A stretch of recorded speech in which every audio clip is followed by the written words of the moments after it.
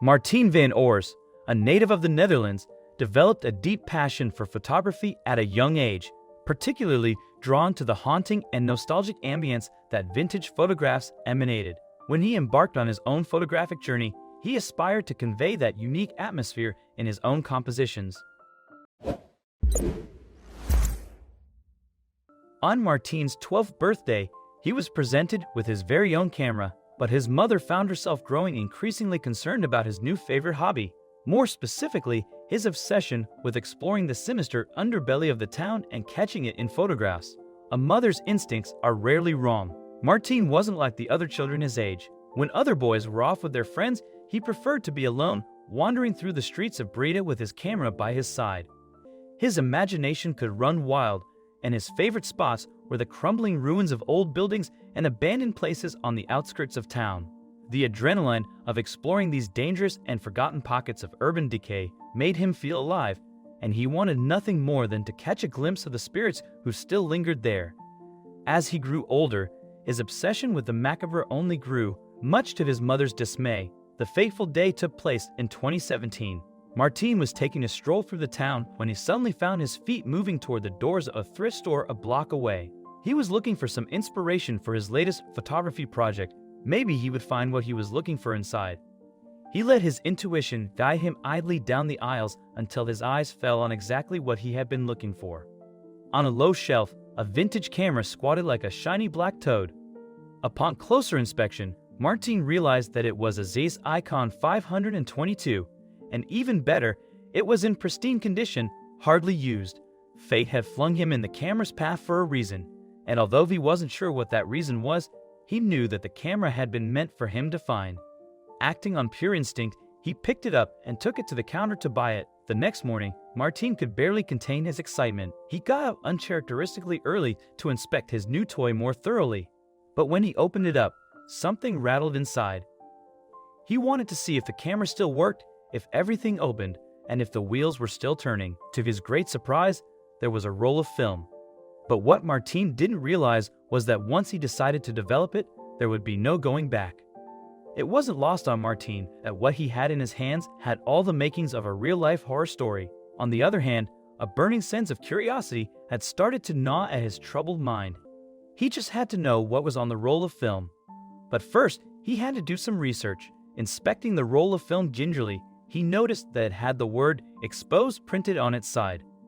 He thought that probably meant that the roll had been exposed and used. Martien knew that this particular make and model of camera was from the 1920s. But that didn't tell him how old the roll of film actually was.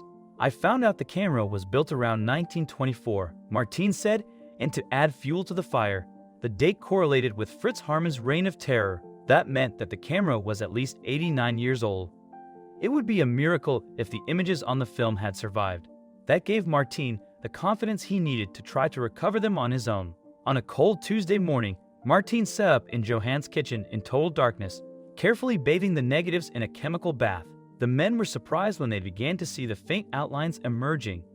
The images were finally going to be released from their longtime prison. But was it a mistake? Martien, unable to wait any longer, hung the negatives up in the shower and began to frantically dry them with a blow dryer to hasten the development process. They had opened Pandora's box, and it was too late to go back now. After what seemed like an age, the negatives were finally dry enough to be viewed.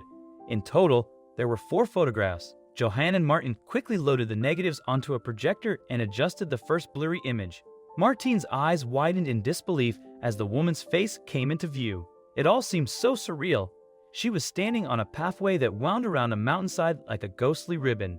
Her face was turned slightly to the side, as if admiring the roaring ocean beneath her. The next 2 photographs were similar to the first, with the same woman posed eerily in various locations. But who was she?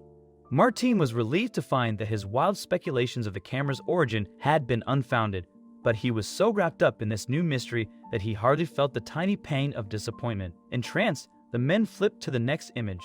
The final 4th photograph depicted an elderly man, the camera's telltale carry case slung over his shoulder. He must be the owner of the camera and also the photographer. But the men's astonishing find had only left them with more unanswered questions. Where were these photos taken, and how could they find the camera's original owner? Then Martin had an idea. He knew that the power of social media had been proven time and time again. But would it work this time? Posting the photographs on Facebook, he hoped that someone would come forward to help him solve the mystery. In just a few hours, the photos had been shared hundreds of times. Then, someone posted a photo of their own that helped crack the case.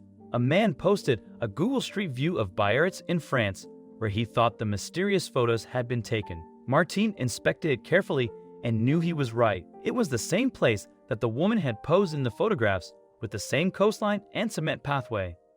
Then Martin received another message on Facebook, and this time, the case was blown wide open. Marion Jurians, a Dutch woman, recognized the photos on Martin's Facebook post almost immediately as her grandparents. She revealed that the man who had taken the pictures was Theo Lambers. She also knew that he and his wife, Elizabeth Lambers-Bervelin, had visited Biarritz. Martin was astonished by this new revelation, but he knew exactly what he had to do. Marion was born in the Netherlands, but had later moved to Canada. Martin understood that traveling there would be expensive, but he knew he had to deliver the old photographs of her grandparents to her in person.